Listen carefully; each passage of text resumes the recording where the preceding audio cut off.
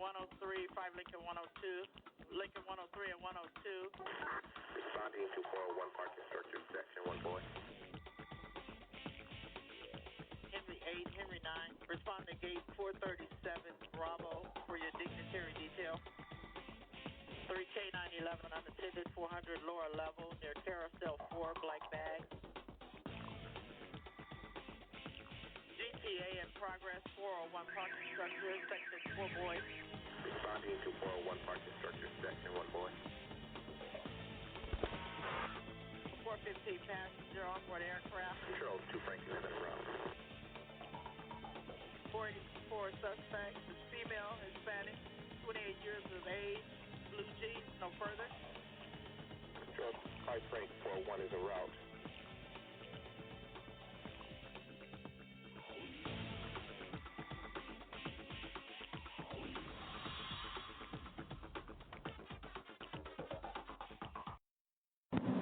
Top of the hour to you here on this beautiful summer morning, broadcasting live from the Charlotte, North Carolina Studio A. You're listening to this edition of the Private Officer Radio. And we're glad that you are listening this morning and every morning here on the POI Radio Network, as we have a lot to discuss today, as we always do. And, of course, a lot of news that we want to bring to you as well. Of course, before we go ahead and do all that, we do want to thank Body Armor USA. We've got what it takes to protect you, whether you're looking for body armor, stab vest, protective clothing, gloves, anything for the public safety, law enforcement, private security, corrections officer, or even the private personal individual who's looking for that additional protective wear. We've got what it takes to cover you, to protect you, and to keep you safe. Check us out online, Body Armor USA. Thanks to our friends over there for being a longtime sponsor. Call them up today, and they'll even give you a discount if you let them know that Private Officer sent you their way. If you'd like to become a sponsor of the radio show, of course, all that you have to do is contact us at helpdesk@privateofficer.com or give us a call Monday through Thursday, 9 a.m. until 5 p.m. Eastern Time at area code 704-831-8109. Without those sponsorships and donations, we wouldn't be able to do what we do for you. Again, welcome to this edition. We've got a lot going on and a lot to discuss. Today, we're talking a little bit later on in the second half of our program about supervision and the importance of making sure that we have frontline supervision at all hours of the day and night, 24/7, even on the weekend, even on the holidays, even when we have accounts spread out and we just are so spread thin, we still need to keep eyes on and communications with our frontline staff. It's not that we don't trust them. It's not that they have to be babysitted. No, we have to communicate with them, and we'll be talking more about that, the importance of true frontline supervision. Part boss, part mentor, part coach, coming up at the bottom half of this program. We really appreciate the comments, the emails, the social media posts on the radio programs. Keep it up. And, of course, you can always email us at helpdesk@privateofficer.com 24/7. We're always here, even on the weekends, even on the holidays, even when everybody else is asleep. Feel free to send those comments or requests in to us at any time. Well, there are several things I want to get to right away that is very important, and there's a couple of videos that I definitely want to discuss. Like I said, so much happening in this middle of the month, August of 2019. I cannot stress enough about the importance of officer safety. Law enforcement and private security are both seeing a huge uptick in assaults, in defiance, in resistance, and in fatal end results for officers being killed in the line of duty, as well as those many officers who take their own life. But in the last couple of weeks, we've had some horrendous shootouts between private security and criminals, would-be armed robbers, people who are attempting to steal, to rob, to injure. We've had shootouts in many, many cities. In fact, in the last week or so, there's been 3 shootings involving armored truck security in 3 different cities, 3 different states. And we know that in summertime, the crime heats up. We know in the summertime that security officers and law enforcement become more often the victims of assaults, of shootings, of defiant persons. And we're seeing that more and more continuously across the board. You probably have seen, read, heard, especially if you get our emails, about all of these armored truck robberies. In Houston, Texas, an armed robber just in the broad daylight, 11:30 in the morning, ambushed Brink's armored truck right there in daylight in the shopping center at a financial service, which folks have told me is some type of money exchange service in the 6,000 block of South Gessner there in South Houston. Authorities there say that bullets were flying literally around as the robbers and security personnel literally had an old-fashioned shootout. Children were running, adults were running for cover, multiple vehicles were shot up, and luckily nobody was hit. Security survived, no injuries, no fatalities, thank goodness, and the men fled.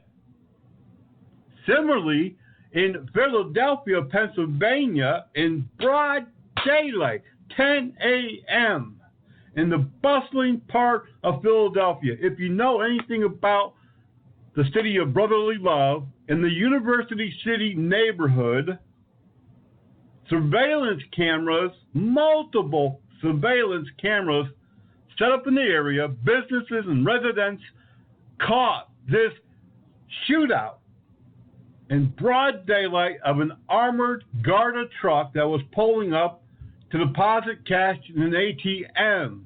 It didn't take but a minute or two for bandits to come running out from behind several parked vehicles, and they began shooting at the security officers as they were loading up the ATM. They were clad in black hoodies, ski masks, and armed. And guess what? They had a large assault-type rifle, according to witnesses, which probably was an SKS or it could be an AK. Anything that's a rifle these days, really civilians believe is some type of, assault rifle from the military. But nonetheless, it was a rifle. And the other suspect, the second suspect, had a handgun. And before you know it, they began grabbing bags of cash from the Garda security officers. But the security officers didn't do what many times armored truck security officers do, and that is to stand back and just give up the money. Nope, they didn't do that. They got into a shootout as well. And soon, the robbers dropped the money as they attempted to flee. Police soon discovered a handgun and a rifle clip containing 50 rounds of ammo, and they began a huge manhunt. Authorities said that, again, during this situation, people were running hither and thither and here and there and everywhere, and you would too. But they were quite bold and brazen. They did not hesitate to use force, to show force, to take what they wanted by force. And they would have. I am 1,000,000% sure they would have taken a life if that's what it came down to. They didn't hesitate.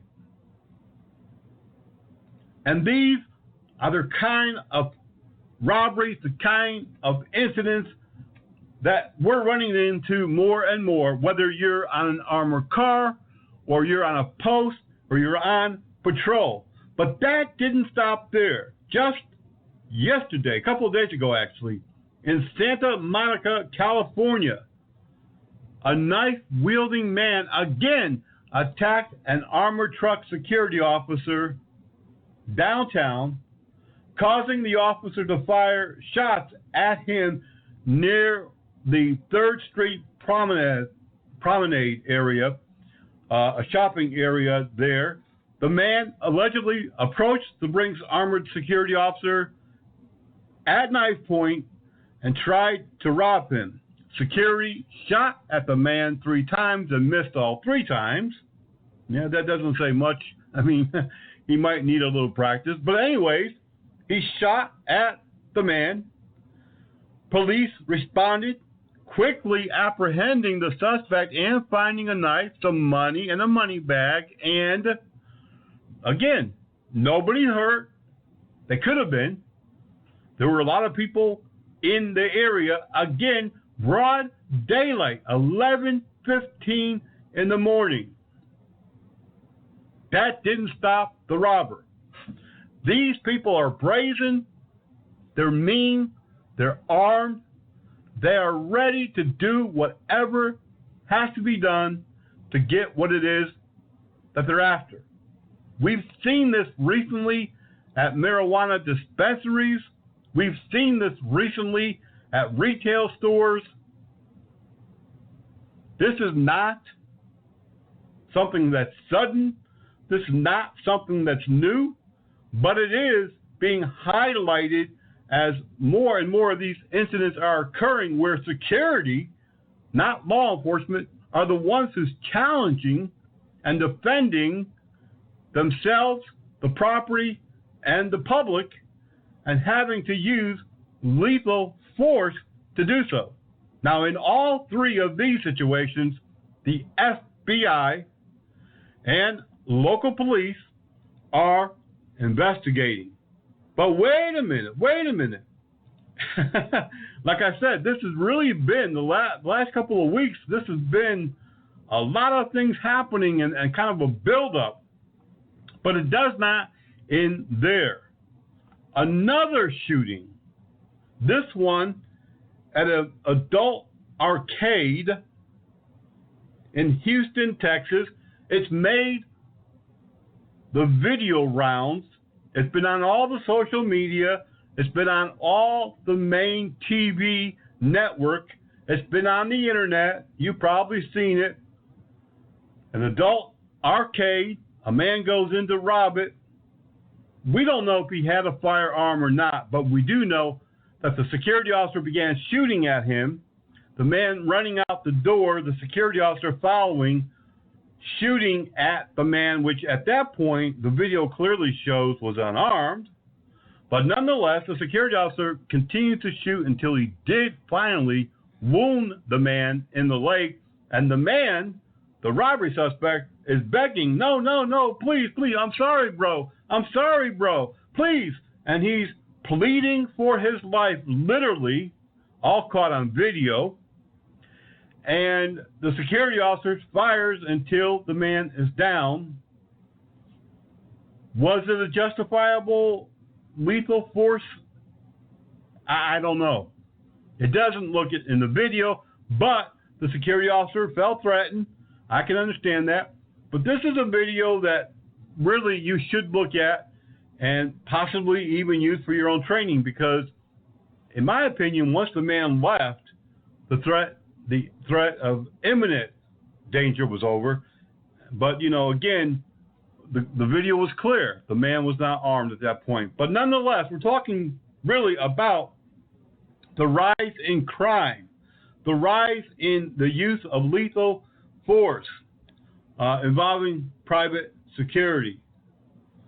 We have a lot of these incidents, but just recently, I would say in the last 18 months, 2 years, maybe a little more, the media is starting to catch on. They're starting to catch up. They're starting to see, whoa, wait a minute, this isn't law enforcement. Oh, wait a minute, that's not police chasing that man.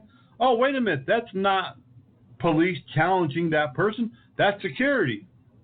And we're seeing this frequently, and we try to highlight it and bring it out as often as we can as more and more and more of these incidents occur.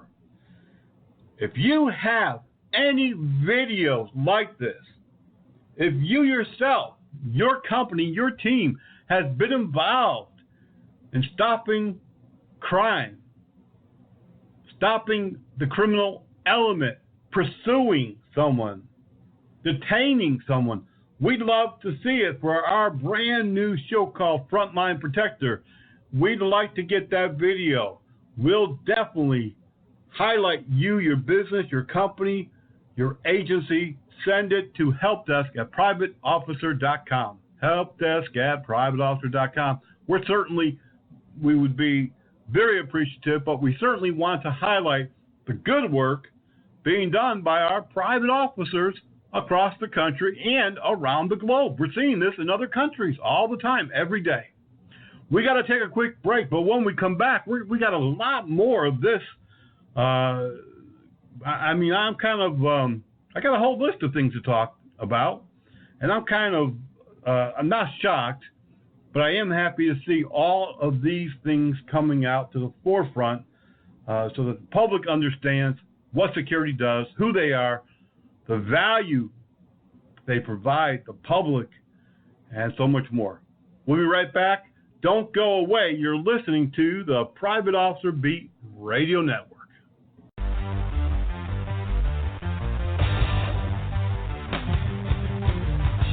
From coast to coast, cops are cracking down on seatbelt violations. Buckle up day and night or expect a ticket. It doesn't matter who you are or where you live. They'll be on the lookout. Cops write tickets to save lives. Click it for Federal Aviation Administration wants you to fly your drone responsibly. Avoid flying your drone near other aircraft, especially near airports. Fly your drone below 400 feet. Always keep your drone in sight. If you see a safety issue involving drones, contact local law enforcement immediately. Fly smart. Fly safe. Have fun.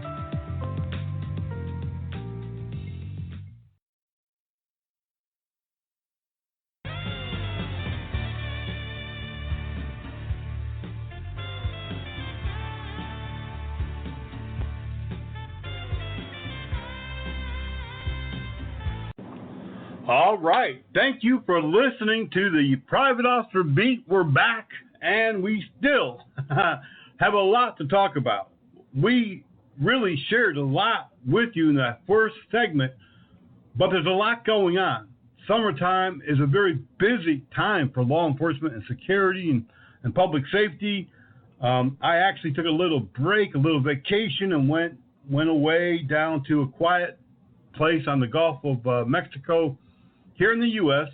Last week, and even there, it's growing every place across the country. There's a lot of growth, a lot of building, but even there, a lot of security stuff happening, and so I can't escape it. Doesn't matter.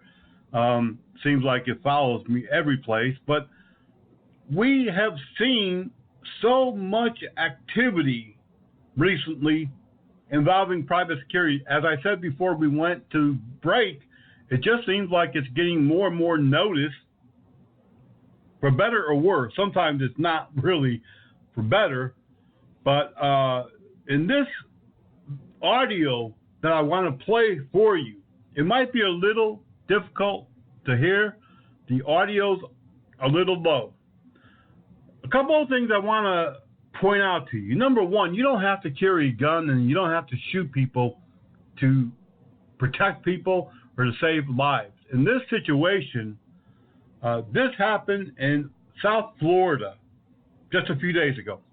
A security officer on patrol of a complex, a senior complex of some type. And he's on patrol, and he notices a woman in a van all by herself, and he keeps an eye on her, does his rounds, does his patrol, his checks. And then he realizes after a couple hours, hey, you know what? This woman is still there. There's nobody around the van. There's no driver. And it's getting late in the day, and it seems like someone may have abandoned her. So he attempts to contact the woman who's screaming by now, get me out of here. And he realizes that she's in distress, and he calls 911. Now, on this audio that was released by police, first of all, a couple of things I'd like to point out. The security officer did not know his address, where they were at. That's one of the things that we teach right off the bat. That's one of the most important pieces of information that you could have about where you're at, your post, address, phone number, etc. But nonetheless, he Googles it. So he uses his phone to Google the address. The dispatcher doesn't look it up for him. The dispatcher doesn't try to help him and just kind of sits there, and there's a lull, a quietness on the phone, on the 911 line, and she's like, what's the address? Do you know it? And he gives her something he finds on Google, but that's not good enough. She wants the full address, the numbers, the zip code, the whole 911, form you got to fill out on the computer when you're a dispatcher. She wants to fill all of that out before dispatching help. So the security officer is very patient. He locates the information. Again, the dispatcher doesn't get that this is an emergency. A woman is trapped inside a vehicle, for all intents and purposes, abandoned, a hot vehicle here in South Florida in the middle of hot August. She doesn't say, okay, let me get EMS started. Let me get the fire department started. Let me call and get dispatch to have sheriff's department, police. No. She's still got them on hold. So he does his best to get her all the information and to try to convey to her that this is an emergency, that this is, at this point, nobody's coming back for this lady. She's been abandoned. She's in a medical crisis. She's in a hot van.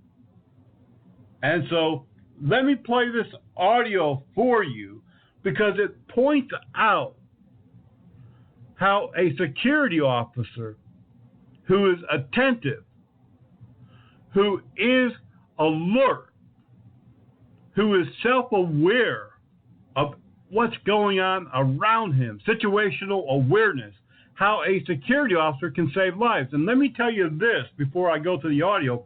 We literally see this happening daily at casinos, at schools, at office complexes. We even saw it last week at a hospital where a child left in the vehicle while the mother goes into the hospital to work.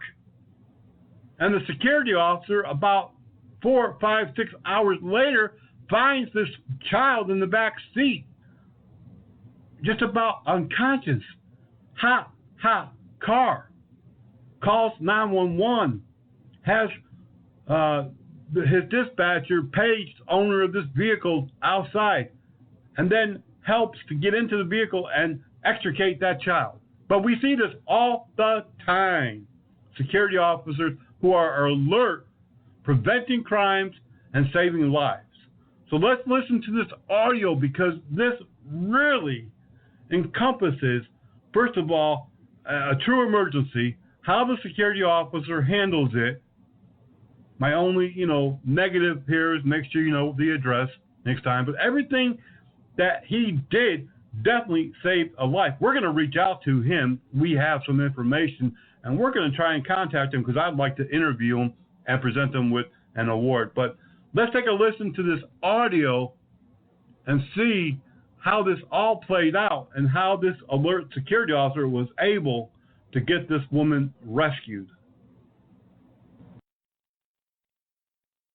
911, what's the address of the emergency? I'm at the Tall Man Pines apartment complex. And what is the address there? Let me Google it real fast. Let me Google it. Okay.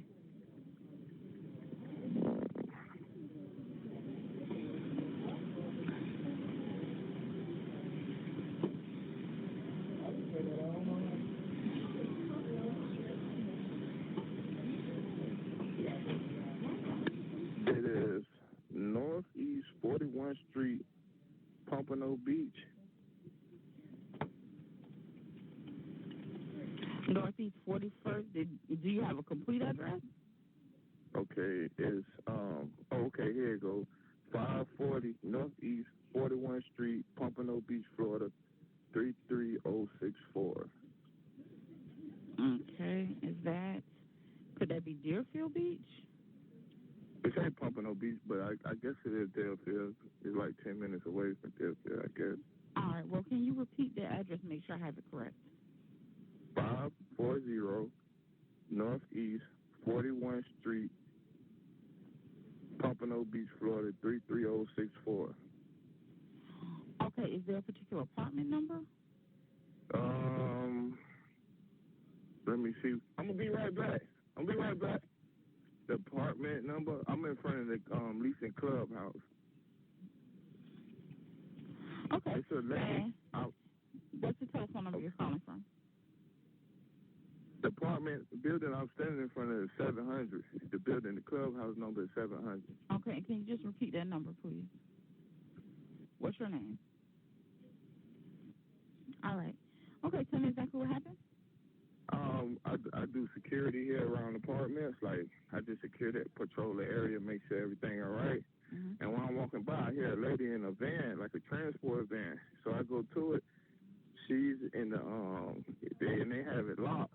So I call my supervisor, and he told me to make sure I call the police fast because I've been talking to her, and she don't know how long she's been in there. She's in a cargo van? Like a transport van. It say ready to transport non-emergency medical transportation. And it has a phone number. I called the phone number, but the phone number is not active. And she's just sitting in the van. And I'm pretty sure she ain't going nowhere like to get transport, not this type of night. So it's a medical transport van. Yes, they just pretty much. I think they just forgot her and left her in here. And in my opinion, I'm not saying I don't know what really happened. But by me talking to her, she says she don't stay in these apartments, so I don't know why would they just park the van here and leave her here. You all right? I'm on the phone with the police. I said I'm on the phone with the police now. Does she need a medical attention? Ma'am, she just stuck in a van. No, I know she's stuck in a van, but being that she was possibly being transported somewhere for medical issues, does she need to go to the hospital? Is she medically okay? No, I don't know how long she's been parked in this van. Like, the van is nobody around. The van is parked in. Like, if I wasn't walking by this time and heard her screaming out help that she's been stuck, then she probably been here till this morning. She probably could die and suffocate to death in there. Like, I'm pretty sure ain't nobody just, not a professional, just gonna leave somebody in here. It's just like a child getting left in a daycare van, unattended. That's just how I'm taking the situation. Because she's just sitting in here in her wheelchair. I'm pretty sure a professional wouldn't just do this. So she's sitting in a wheelchair screaming for help? Yes, ma'am.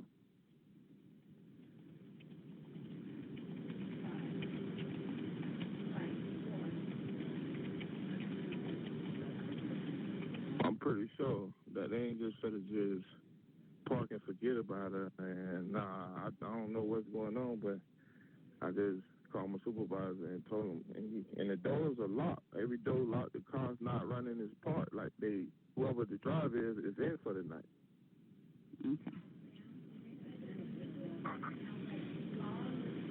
Okay. Hey, y'all. Yeah.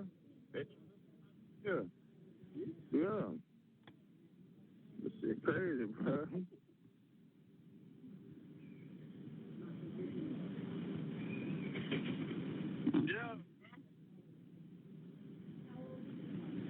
Is she white, black, or Latin? I think she's black. I can't see because it's dark. Yeah, she's black.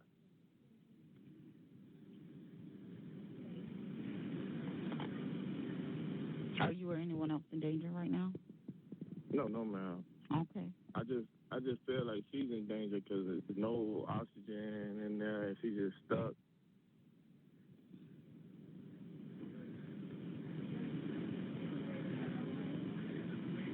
Okay. No problem. And you said you're in front of the 700 building? Yes, ma'am.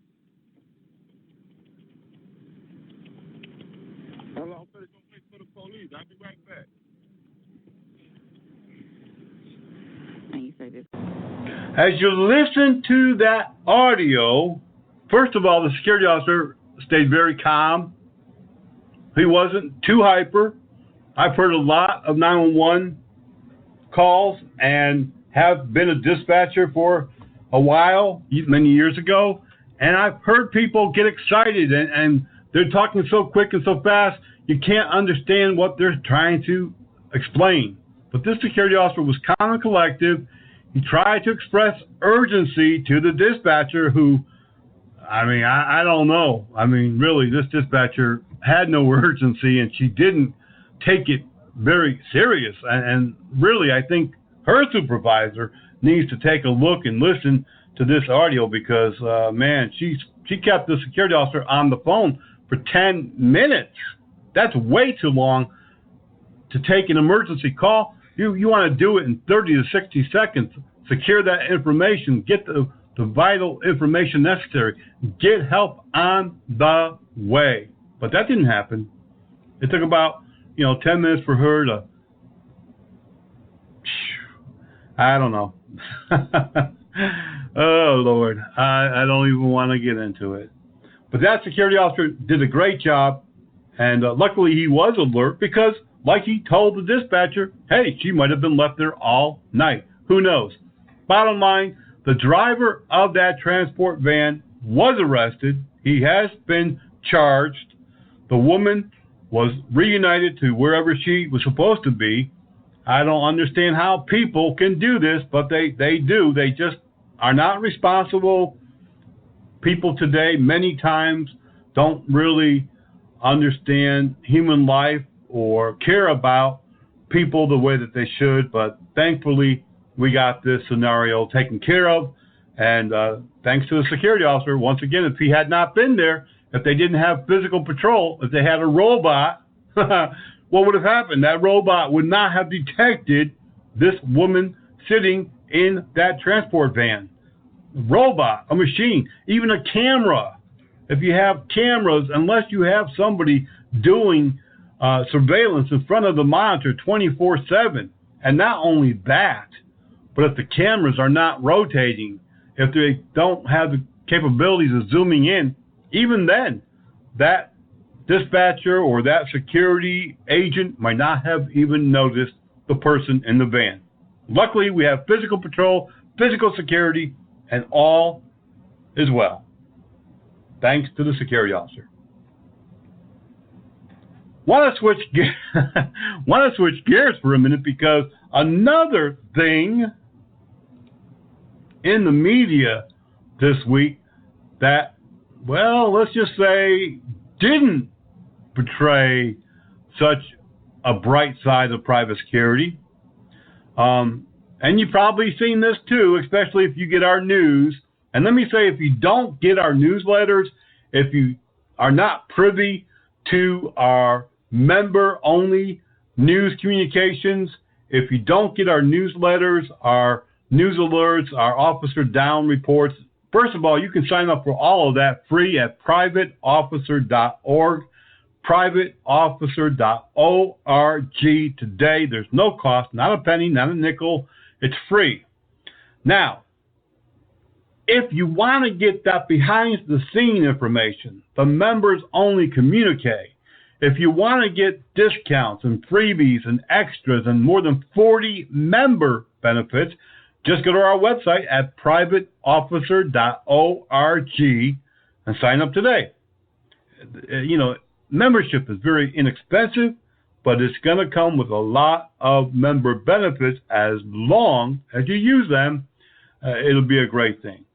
But talking about kind of a negative aspect of our business. First of all, I tell people all the time, when you hear the word security or security guard or security officer, don't lump everyone together because they're not all the same.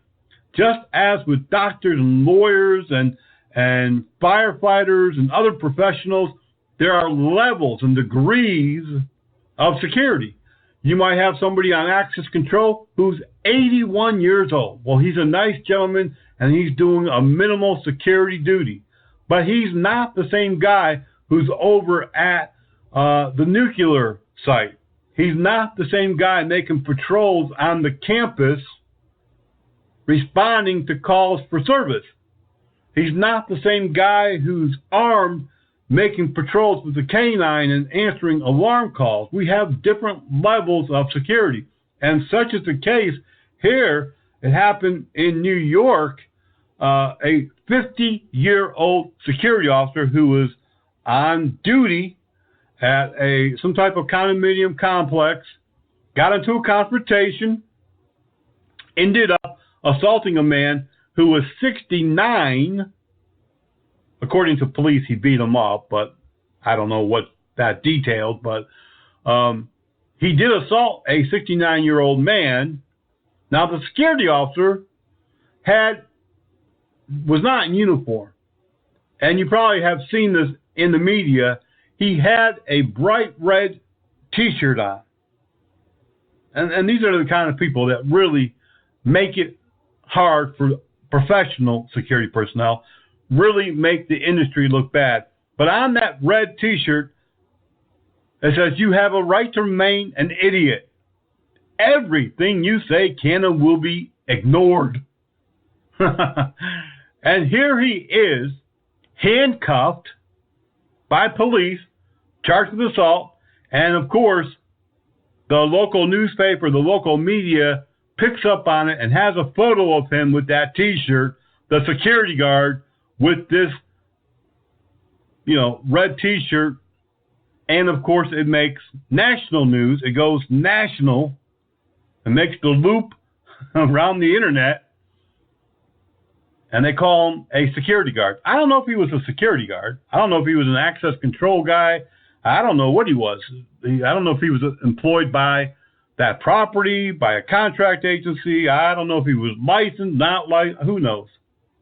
All the public knows, all the media knows, is that he was a security guard. Albeit, whatever his job details was. And he assaulted a 69-year-old man. And he wore that idiotic T-shirt. You have the right to remain an idiot. Everything that you say can and will be ignored. So when you have somebody like that in the media representing our industry, it's a black guy. It's a black guy. Like I said, it's been quite the week. A lot going on. And, of course, we're a big industry, people. It's not like, hey, this is the roofers. Got 55,000 roofers across the U.S. No. This is an industry with 1.5 million, maybe even more, because many are not licensed, they're not counted. But let's say 1.5 million people working in uniform, plainclothes, security, loss prevention, assets, protection, all that lumped in, bouncers, all lumped in under the security title, the security industry. And so, of course, a lot going on. Someone just popped an email.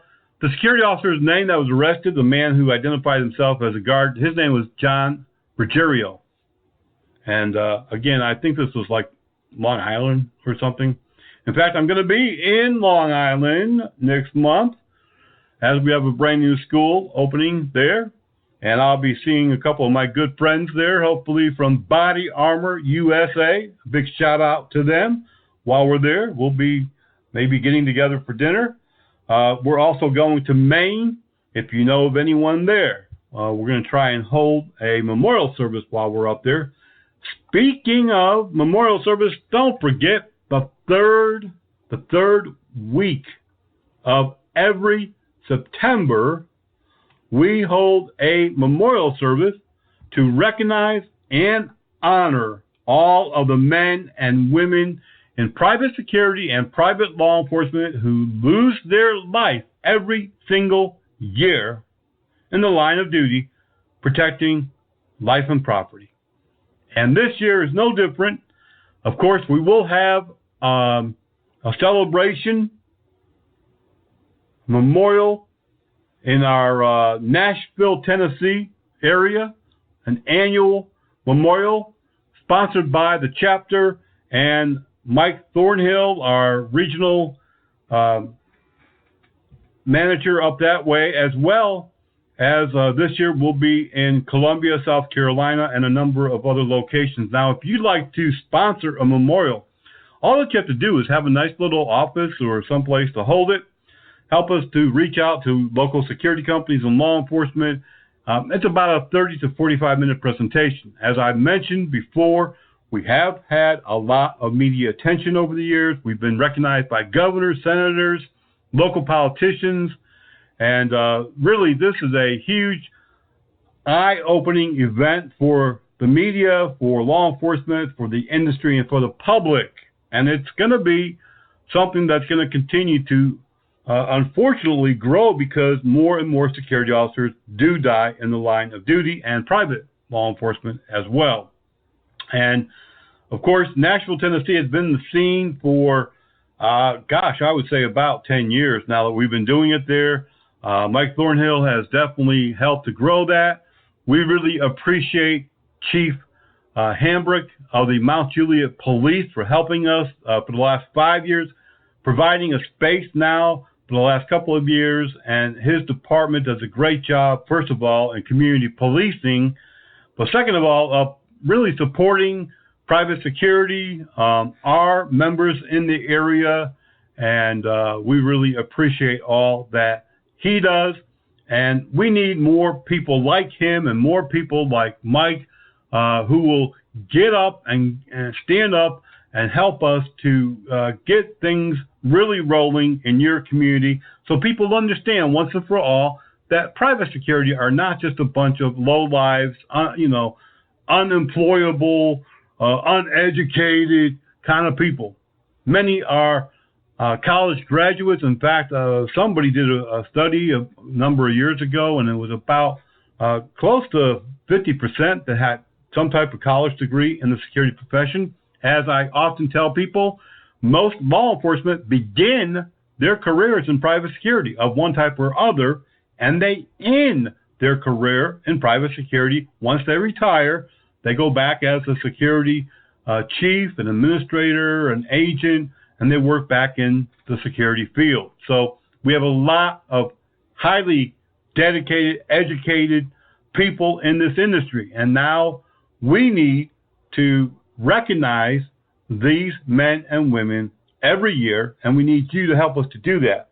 Again, contact us, helpdesk@privateofficer.com, helpdesk@privateofficer.com, or give us a call Monday through Thursday, 9 a.m. until 5 p.m. Eastern, 704-831-8109. We're going to take another quick break. When we come back, of course, we've got breaking news and a whole lot more, so don't go away.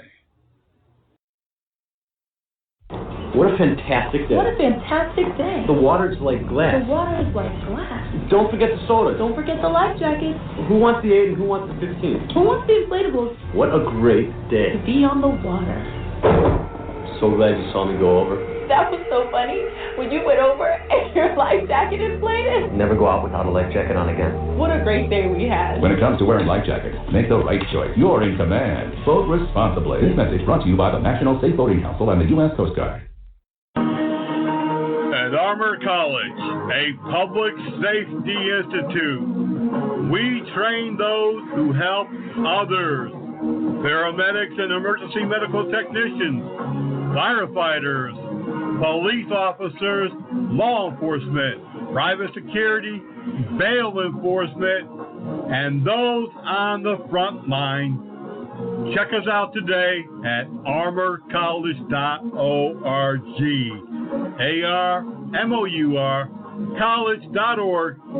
We'll even bring the school to you. Armor College, a public safety institute.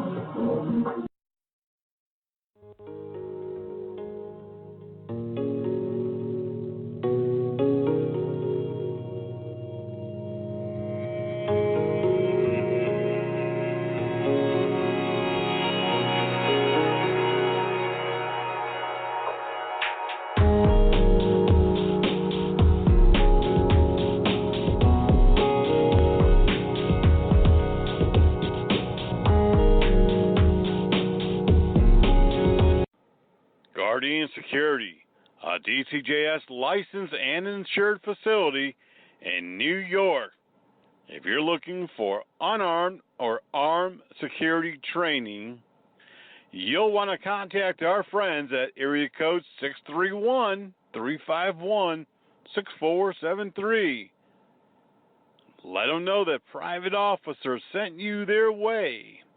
Guardian Security, we're here because we care. Area code 631-351-6473.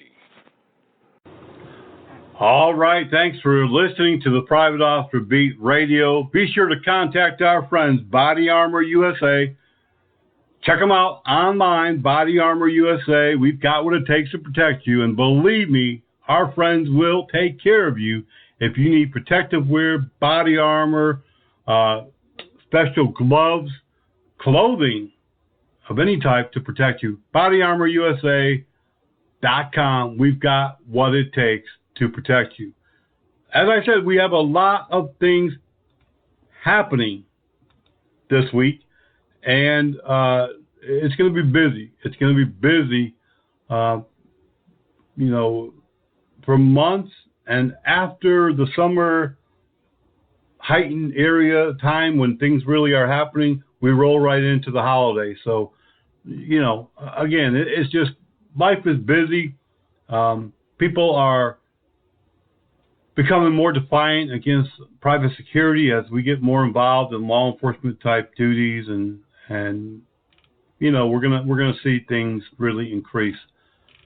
We have a lot of news coming in. 13 people arrested, 4 people injured as more than 1,000 right-wing demonstrators and protesters mixed it up and clashed in Portland yesterday and Saturday and Friday, and it's been going on for a number of days now. Again, these protesters were fighting among themselves, and police in riot gear finally moved in. A woman in Virginia smuggling in drugs into a Virginia jail after being arrested exposed 10 others to a white powdery substance, and they all had to be transported to a Richmond, Virginia area jail. Sarah Elizabeth Moore, 34, has been charged with bringing drugs into the prison system.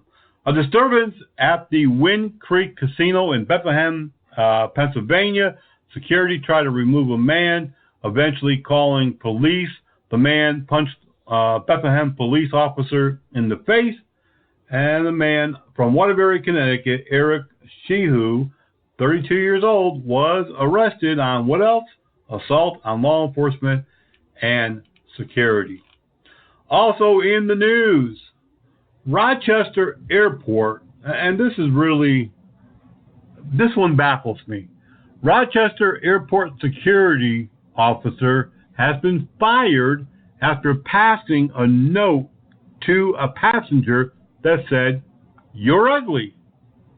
It's a bizarre story out of the greater Rochester International Airport. The security worker was caught on tape passing that mean message to a traveler, and she lost her job. Neil Trasner, the worker, took the note from her, opened it up, and it said, "You're ugly." It was all caught on video. Now, this was not an employee of TSA, but rather a subcontractor from a private security company called VMD Corporation of Virginia. And there's no criminal charges, but the employee lost their job. In Albuquerque, New Mexico, the Albuquerque Public School Board is highly upset at the state after receiving a letter saying that they would not receive any funding for school security during the 2019-2020 school year.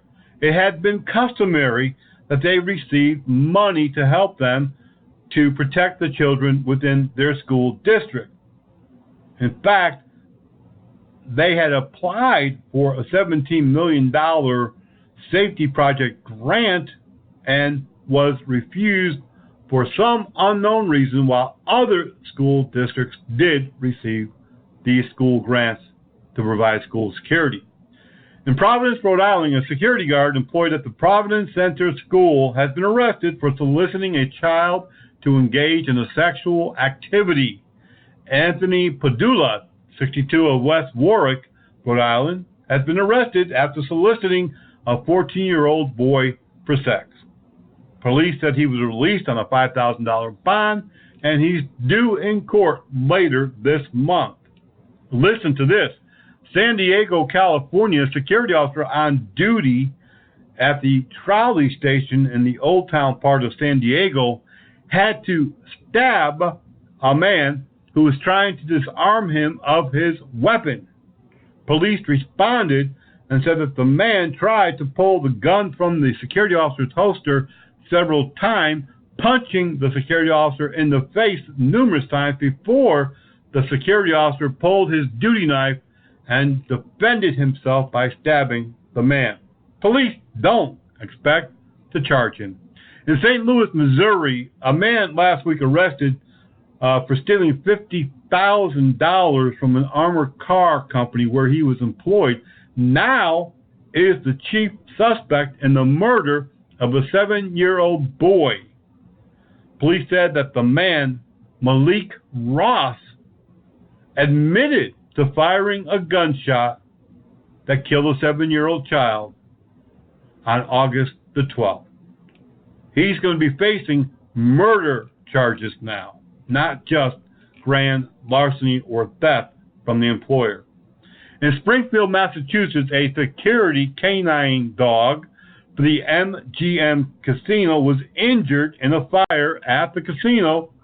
According to authority, the fire Thursday at the top of the building injured one of the canine dogs who is kept at the top of the building in a kennel. The dog was rushed to a veterinarian for treatment. The fire caused about $8,000 of damage, and the canine will be fine. In Tulsa, Oklahoma, police there were called after church members shot a suspected burglar at the Church of Christ near Pine and Sheridan. Police said that the church had experienced several burglaries of copper in the past few weeks.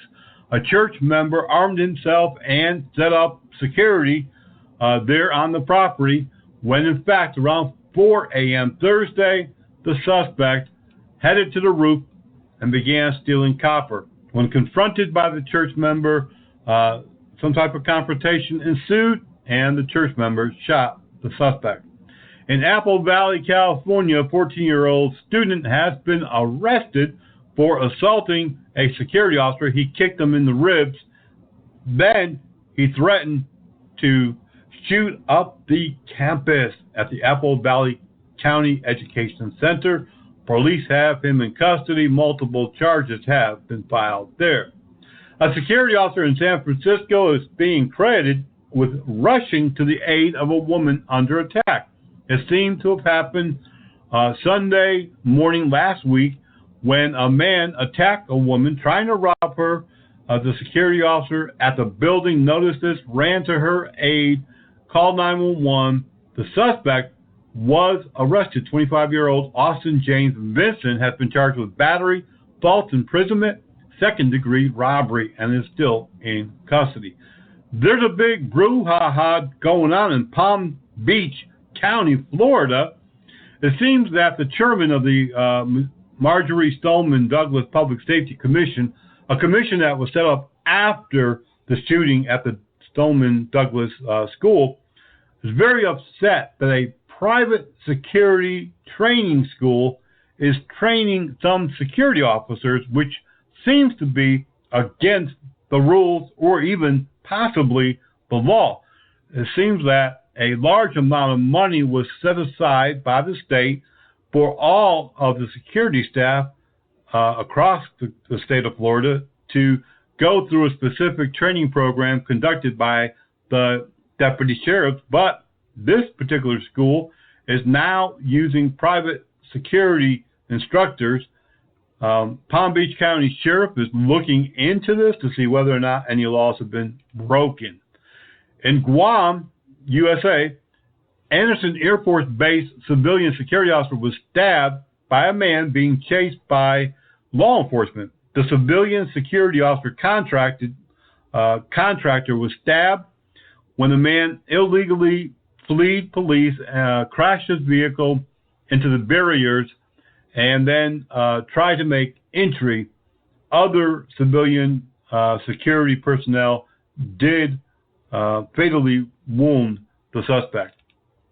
Also in the news, we talked a moment ago about all of these armored truck robberies, and they continue to happen.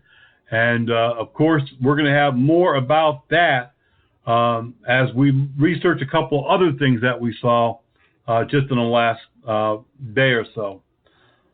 In Washington, D.C., a police officer there is under investigation after he's being accused of assaulting some fellow officers. In fact, 4 fellow police officers are accusing him of assaulting, sexual or otherwise, and he's been put on paid administrative leave following these complaints.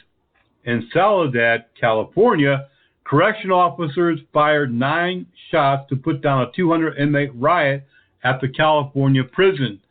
Nobody was hurt. It was a large-scale riot in this prison that houses 5,400 people. They finally got it under control and contained. 50 people did sustain minor injuries, but nobody had anything major, and there was no deaths. It is being investigated now by several state and federal agencies. In Kansas City, Missouri, a security officer at an apartment complex was shot, taken to the hospital. He was on duty at the Stonegate Meadow Apartments, which is just off East 42nd. He approached a man who was armed. He told him to put the gun down several times, and the man shot the security officer. It's unknown at this time, really, whether or not the security officer was armed. He did try to defuse, de-escalate, but again, we don't know if he was armed or not. According to the news, he's doing quite well and is expected to recover. In East Calico Township, Pennsylvania, police there have arrested a man, Elwin Ramirez Vega, 20, of Denver, charged with aggravated assault and driving under suspension after he sped up and attempted to hit a security officer at a business. Police said the security officer, who was trying to escort him off the business, when the man jumped into the vehicle and tried to run the security officer over. Luckily, he was not injured, and the man was taken into custody. In Spokane, Washington, police there said a shoplifting at a JCPenney quickly turned into a robbery when the suspect pulled a gun out on the LP agents. According to police, he reached into his waistband, pulled a gun, and threatened to shoot the security officers. Security says that the man then ran into the parking lot and through a neighborhood nearby. Officers quickly located the suspect and took him into custody. In Charleston, South Carolina, the county public library system is looking to add armed security officers to their libraries. We've taught security for libraries. We've talked about this ongoing situation nationwide on our radio shows and our blogs. Nationwide, a lot of criminal activity is happening at your local library, whether you know it or not. A lot of drug users, homeless people come in, hang around all day long. There's purse snatching, robberies, and other criminal activity. So in Charleston, they're not immune to this, and they want to add armed security to protect their patrons as they have seen an escalation of crime on their property. So they are looking to add those armed security officers in the next month or so. Rock Hill, South Carolina, near Charlotte, North Carolina, just over the border, plans to hire and install armed security officers in all of their elementary schools. Now, they already have police in the middle and their high schools, but now they want to put armed security in all of the lower grade, the elementary schools as well. You just, this is a day and age when you just can't have too much security. There's always a lot of breaking news, and if you want to have breaking news in your mailbox, in your email, sign up today at privateofficer.org. Privateofficer.org. You'll get the latest breaking news, the officer down reports, and an occasional offer of special training or other products that we might have. We're going to take one more break. When we come back, we still have a lot of news to cover. We want to talk today about supervision, the necessity of it, how it should be layered, and also what the job really details. Because a supervisor, whether you be a frontline supervisor, a manager, whatever it might be, is part boss, part mentor, and part coach. We'll be right back. Don't go away. You're listening to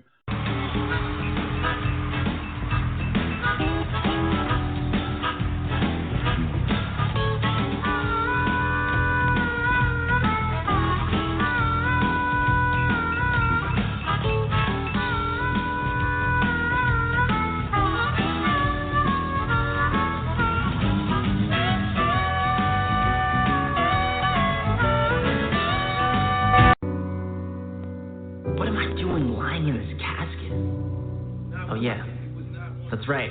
I'm dead. I got shot. I'm not supposed to be dead. I'm only 17. And now I can't see my 18th birthday because I'm a fatal victim of gun violence. My friends, my family, my own mother was devastated. Can't see her son anymore because of gun violence. And everyone's here at the funeral. But before they lay me to rest, there's just one last thing I have to do. It's just a tragic.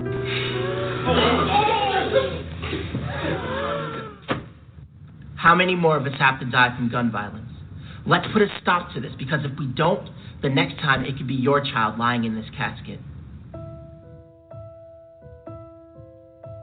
Brought to you by Men Up Inc. USA, a proud member of the Gun Violence Awareness Movement. In the Baller radio program today, we're talking about supervision and supervisors. Every type of job, it doesn't really matter what it is. Usually there's going to be a supervisor. There's going to be a manager. There's going to be somebody overseeing the employees. For better or worse, some people do not like to be supervised. Some people do not like to have supervisors looking over their shoulder. And a good supervisor or manager doesn't do that. What is a supervisor, first of all? And really, depending on who you ask and what resource you use to get that description, there are a number of various definitions of what a supervisor is, what a supervisor does. But today, we're talking about supervisors, part boss, part mentor, part coach. And we can throw in a whole bunch of other descriptors for supervisors, including leaders, communicators, friends.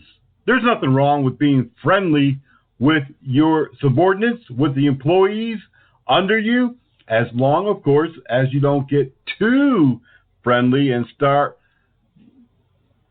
giving out extra benefits or rewards or compensation. But what is a supervisor? The definition that the online resources have is generally a person who oversees another person, a person who supervises a person or an activity. It could be a person in a frontline management position who monitors and regulates employees and their performance of assigned or delegated tasks. Supervisors are usually authorized to recommend and or affect hiring, disciplining, promoting, punishing, rewarding, and other associated activities regarding the employees of their departments.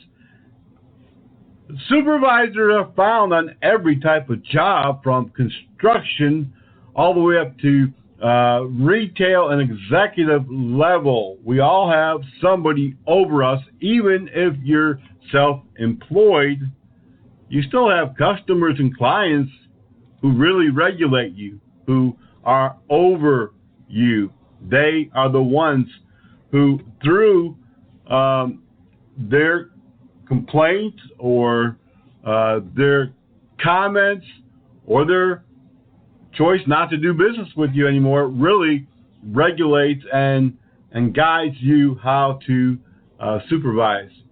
Supervisors in the security industry from many years ago have always been a big part of the business.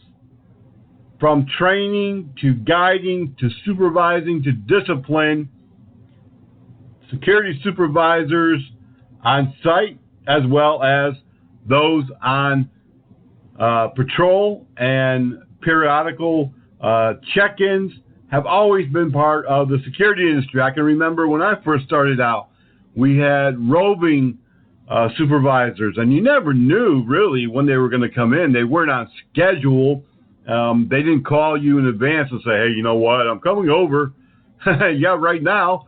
So you better be in uniform. You better look sharp. You better be doing your job. And you might not want to think about sleeping right now because I'll be there in about 3 minutes. No, they didn't give you that kind of heads up.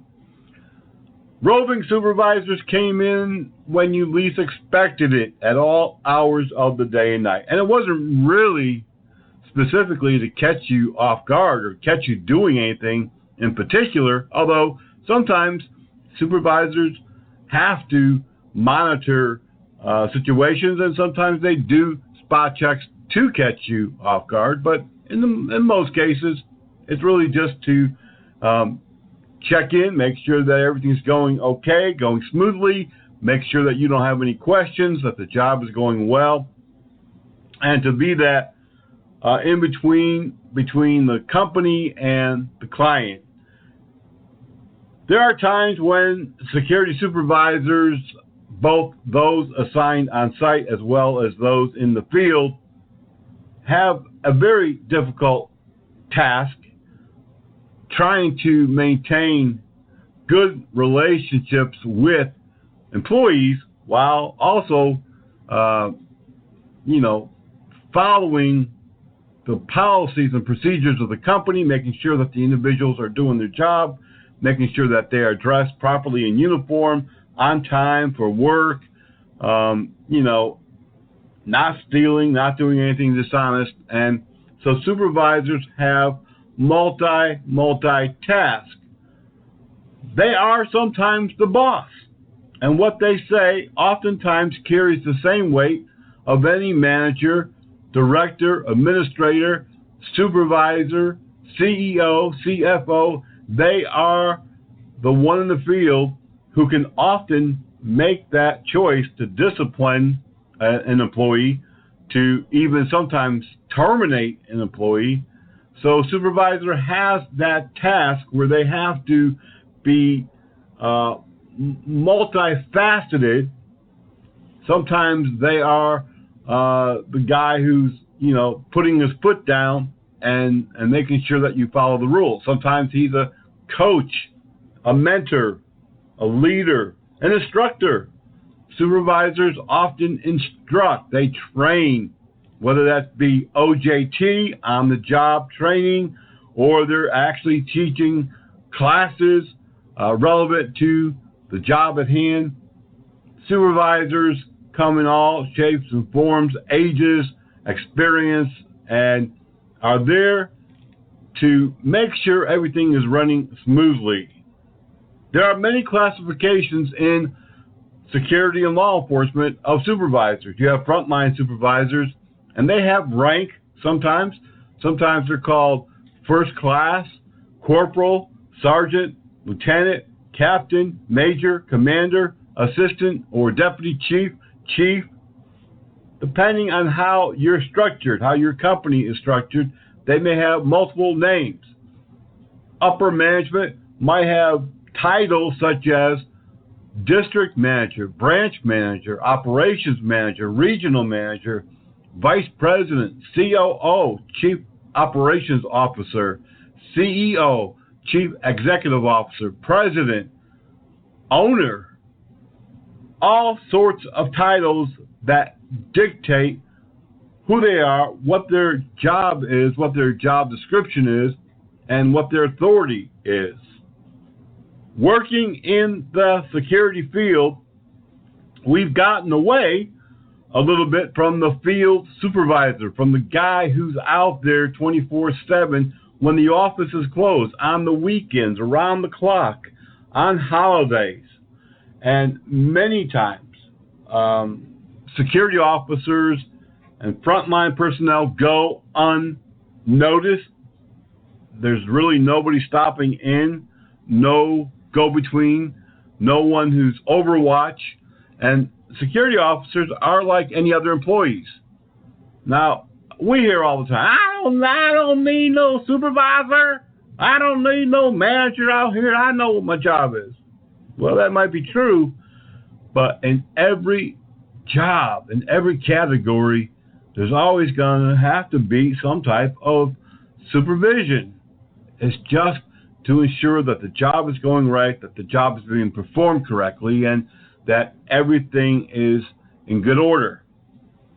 Security today needs more oversight.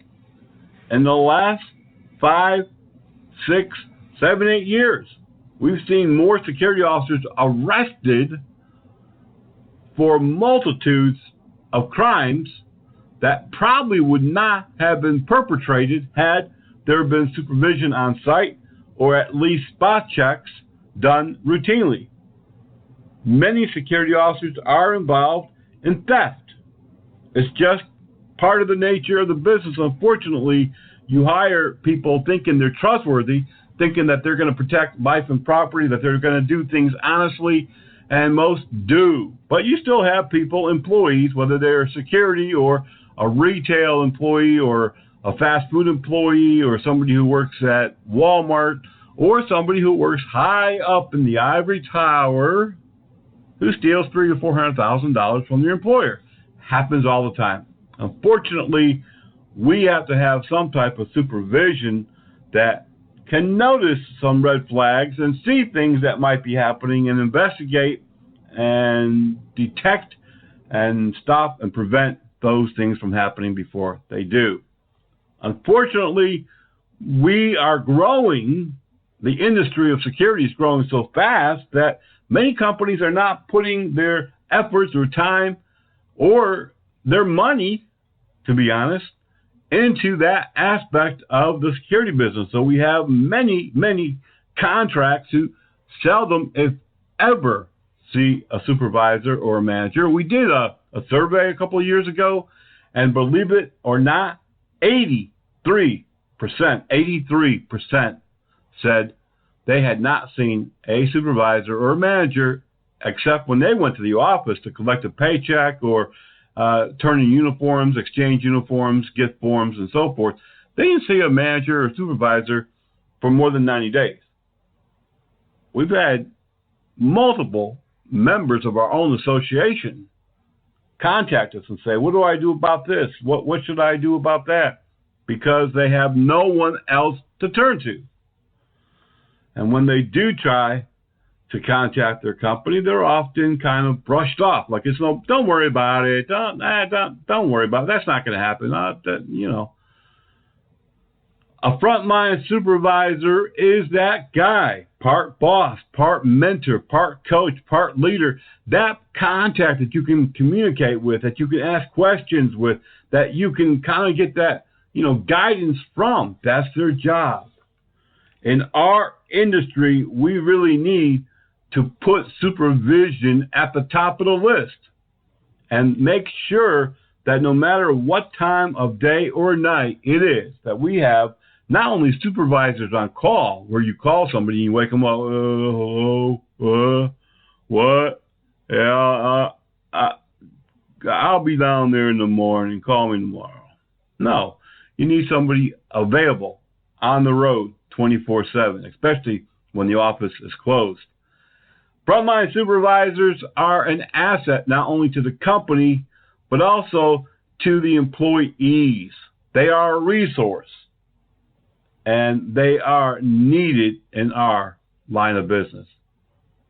We're not going to make a big to-do out of it. We all know that no matter who we work for, no matter what type of company, we're going to be supervised.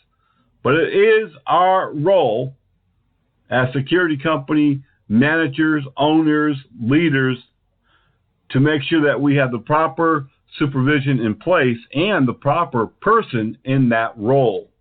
If that person is not a leader, if he's not a good employee himself, then he cannot be a good mentor or coach. That's going to conclude this episode of the Private Officer Beat. We're glad that you've been with us again today. We hope that you join us every week here on the Private Officer Radio. And remember, you can always contact us 24 hours a day, helpdesk@privateofficer.com. Until the next time, be blessed, be safe, and we'll see you back here on the radio.